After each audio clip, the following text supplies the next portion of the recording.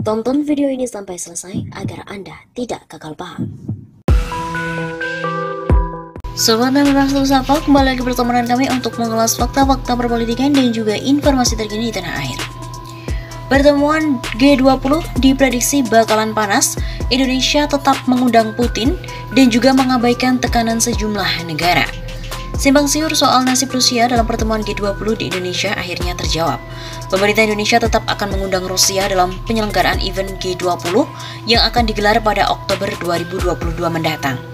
Pernyataan tersebut disampaikan oleh Duta Besar Dian Triansyah-Jani dalam konferensi pers Kementerian Luar Negeri secara daring disiarkan melalui Kompas TV pada Kamis 24 Maret kemarin. Kami dari Satgas G20 ini saling koordinasi sangat erat antara teman-teman BI, keuangan, perekonomian maupun di Kemlu. Jadi jawabannya terhadap itu, sebagai presidensi atau Indonesia ini tentunya dan juga sesuai dengan presidensi sebelumnya adalah wajib mengundang semua anggota G20. Begitu kata Triansyah. Indonesia, kata Triansyah, akan tetap mengundang seluruh anggota termasuk Rusia untuk datang membahas ekonomi dunia.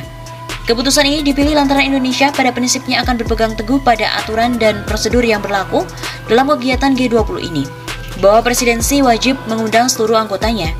Dan perlu saya garis bawahi juga bahwa diplomasi didasarkan pada prinsip-prinsip based on principle. Indonesia dalam mengetuai konferensi ataupun forum ataupun organisasi, baik itu dalam konteks badan-badan PBB, pada saat kami memimpin Dewan Keamanan di PBB, ASEAN atau konferensi lainnya selalu berpegang pada aturan dan prosedur yang berlaku, demikian juga di G20. Oleh karena itu memang kewajiban untuk semua presiden G20 mengundang semua anggotanya, tegas Triansyah.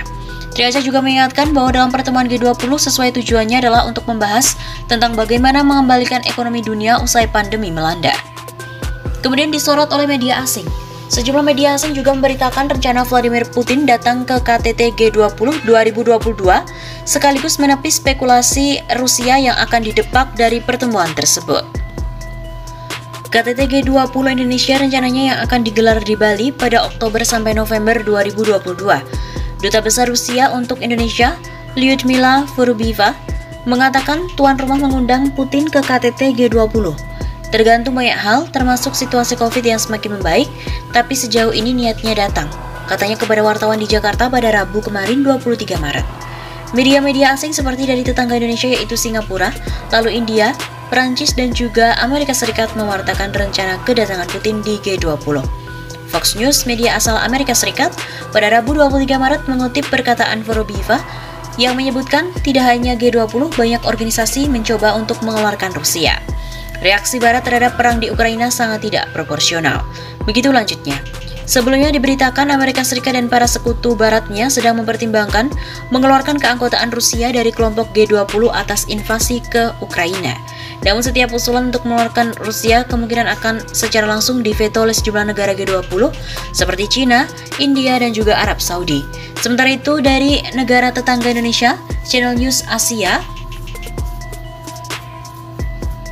yang berbasis di Singapura melaporkan jika Rusia dikeluarkan dari G20 justru meningkatkan peluang beberapa negara yang akan absen. Mengutip sumber yang tidak disebutkan namanya, CNA itu langsung mengutip komentar dari Furubieva bahwa G20 adalah forum untuk membahas isu ekonomi, bukan krisis seperti di Ukraina. Tentu saja pengusiran Rusia dari forum semacam ini tidak akan membantu menyelesaikan masalah ekonomi. Sebaliknya, tanpa Rusia juga akan sulit untuk melakukannya. Inggris meminta Indonesia untuk meninjau ulang.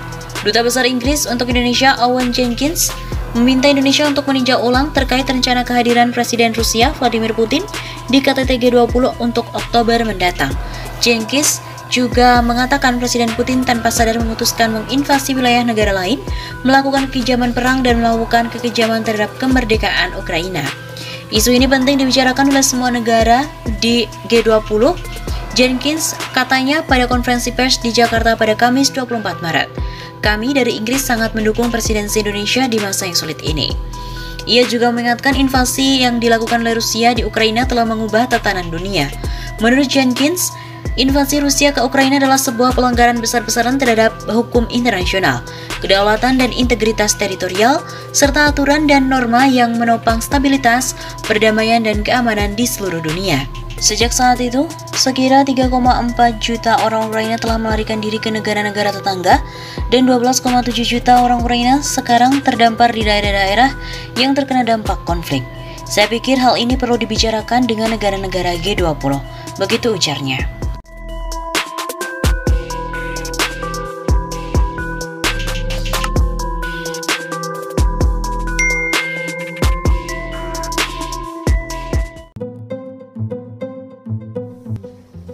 Jokowi ditampol sama tokoh pers internasional, di mana Indonesia dipimpin oleh presiden penakut yang hanya mengurusi hal-hal sepele.